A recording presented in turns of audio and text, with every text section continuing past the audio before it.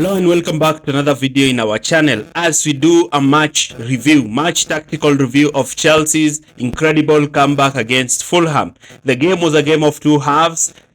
Almost the first half where Fulham dominated and Chelsea were always on the back foot, and the second half where a great comeback initiated by the young Tyrique George saw Chelsea grab all the 3 points as Chelsea continue to hang on for the Champions League places. Remember, Chelsea squandered 2 opportunities. A win against Brentford and Ipswich would have seen Chelsea comfortable in third. Chelsea lined up in a 4-2-3-1 with Maresca going with his strongest starting 11, Reece James at right back, Chalobah and Colwill at centre back, Cucurella as left back, Caicedo and Fernandes in midfield, Noni Madueke, Neto in the wide areas, Palmer in behind, Nicolas Jackson. Marco Silva also picked a strong lineup. Fulham played with a 4-2-3-1. Key notable include Iwobi and Raul Jimenez, who caused Chelsea a lot of problems in the first half. And I'm going to talk about what Fulham did that made it so difficult for Chelsea to beat them. But before we even start this analysis, I'd like to kindly ask you to like, share, and subscribe to this channel for more videos like this.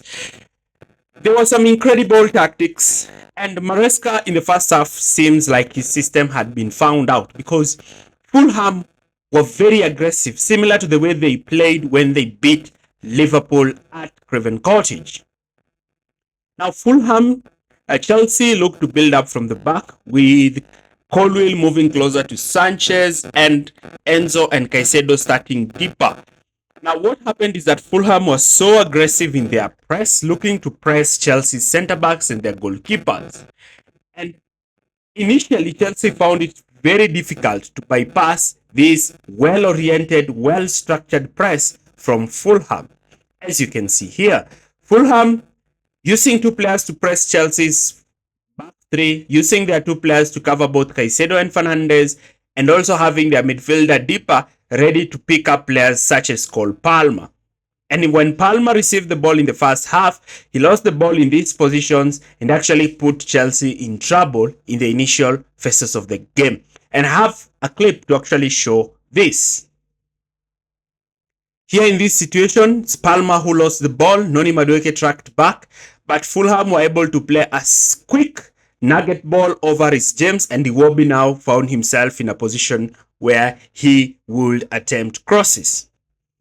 But Fulham were very dynamic in the way they attacked in the first half, because in the first half, Fulham actually found themselves in a situation where they constantly won the ball over Chelsea.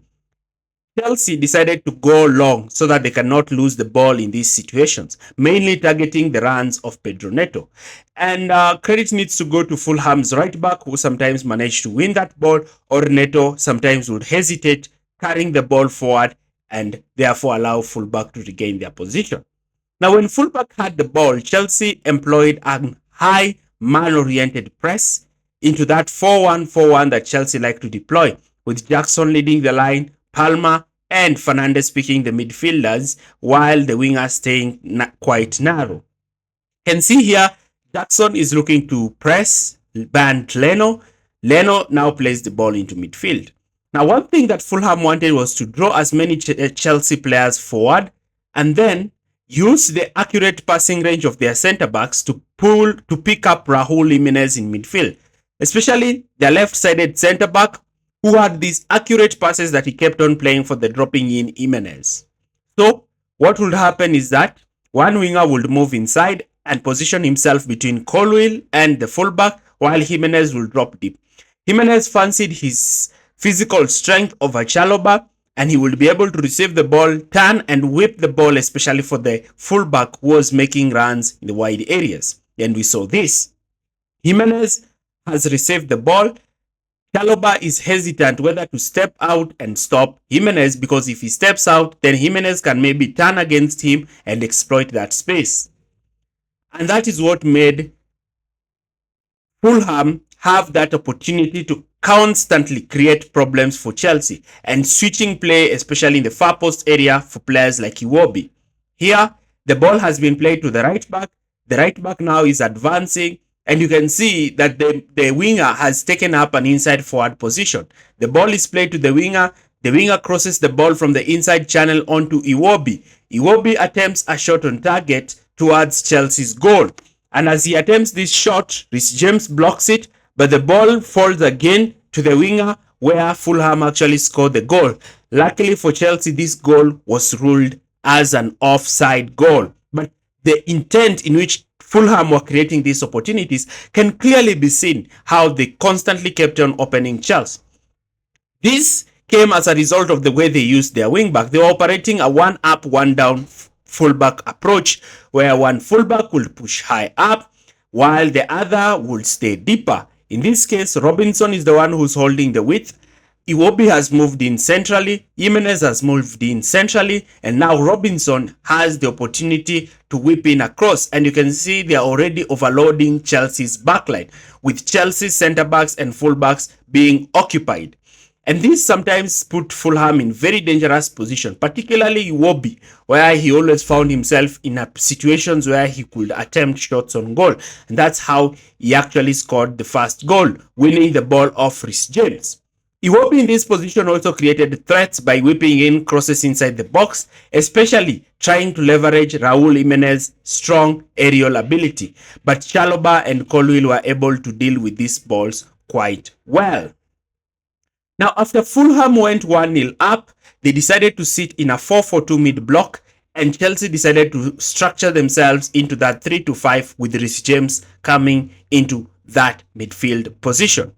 Now, the problem came especially in the wide areas where Fulham doubled up on Cole Palmer and Noni Madueke.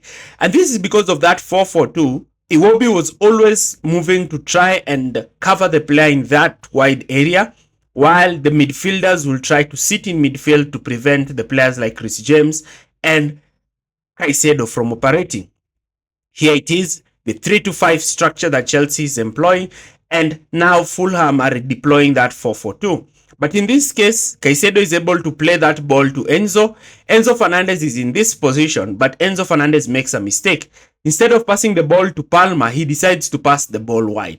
A simple pass to Palmer would have put Palmer in a position where he would slip the ball in, especially for the runs of Noni Madueke, and that would have created a lot of problems for Fulham. But Enzo Fernandez's poor decision making actually cost Chelsea this excellent opportunity. Now, because of Fulham's ability to create those spaces in between the lines, Reece James in particular sometimes would receive the ball and look to switch the ball to, especially for the runs of Pedro Neto. But sometimes this ball would be nabbed from him, and Fulham would find themselves in a position where they would effectively look to counter-attack against Chelsea. That's why in the second half, Reece James was taken off for Malo Gusto, who plays the inverted role quite better than Reece James, who I believe is much more better playing in that right-sided centre-back position because of his physicality. Marco Correa started off as a right-sided centre-back in this situation, and down the left he would carry the ball forward and play the ball to Neto and continue making runs.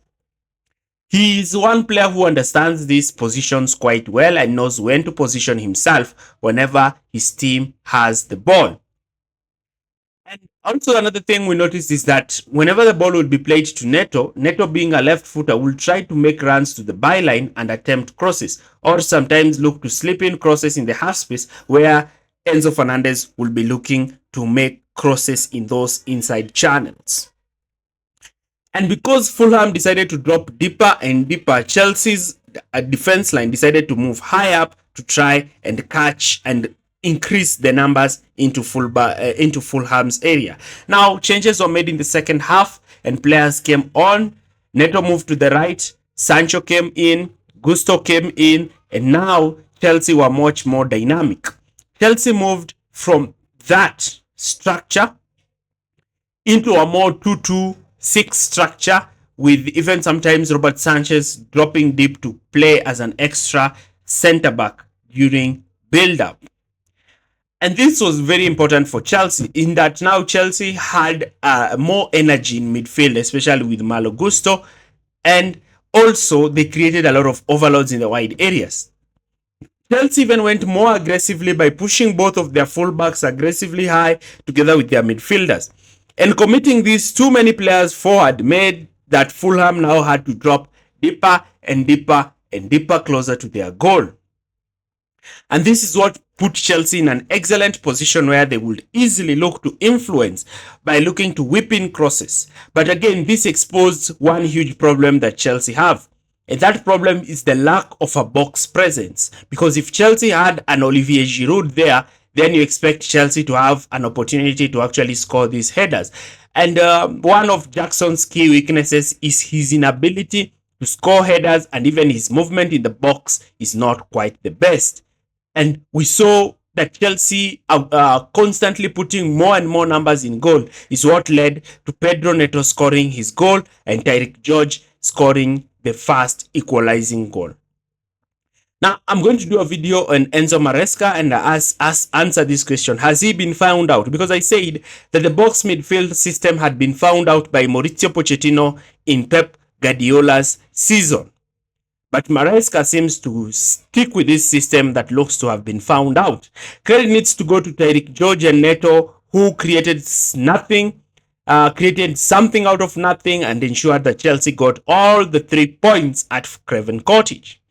The race for the top 4 continues to be tight, as Chelsea are currently sitting 5th with Nottingham Forest yet to play, but Chelsea need to constantly rack up those wins. Chelsea need a minimum of 4 wins to guarantee themselves position in the Champions League. Do you think that is possible? Because Chelsea have Man United, Liverpool, Newcastle, as well as Everton to play. Leave your comments in the comment section area below. Thanks for watching and see you in our next video. Bye.